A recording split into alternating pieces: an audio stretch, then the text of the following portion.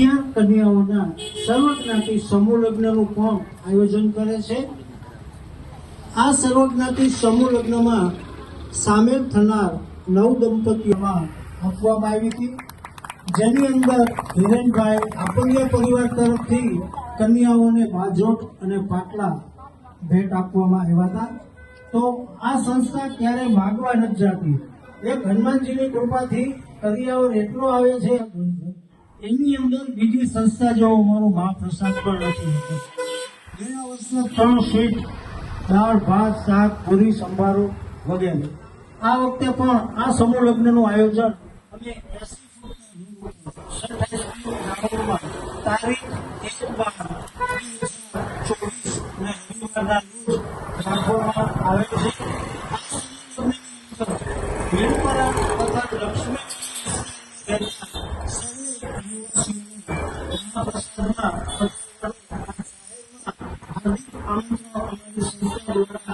આવે છે।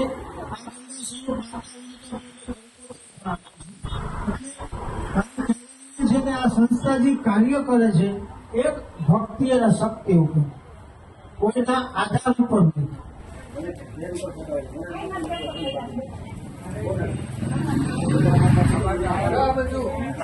આ વીરપુર ને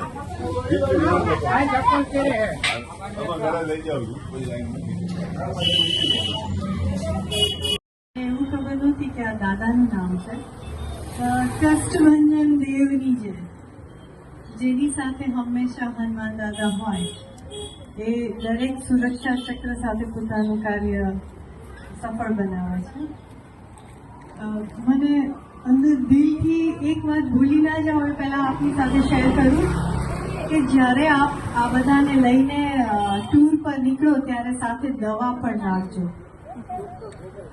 હા, પ્લીઝ। અને એ લોકોને એનર્જી મળે એવું એનર્જી બુસ્ટિંગ કંઈક સાથે રાખજો, જેથી કરીને જ્યારે પણ ચાલવાનું પડે ત્યારે એ લોકો સાથે એ બધી મેડિસિન્સ આપ પ્રોવાઈડ કરો। રાઈટ। હું જાજુ ના કહેતા, મને હંમેશા એ પણ ખ્યાલ આવે કે કોઈની પાસે હાથ લાંબો કરવો એ બહુ ખરાબ વસ્તુ હોય, આપણા દિલને બહુ એ ગમતું હોય। મને એ વિચાર આવે તો પણ આંખમાં ઢીલું થઈ જવાય કે કોઈની સાથે હાથ લાંબો કરવો એ આપણી માટે બહુ ઓલી વસ્તુ છે। પણ અમે લાયન પરિવાર હંમેશા એવું પ્રયત્ન કરશું કે જે પણ દિલ અવોઇડ કરીએ। Thank you.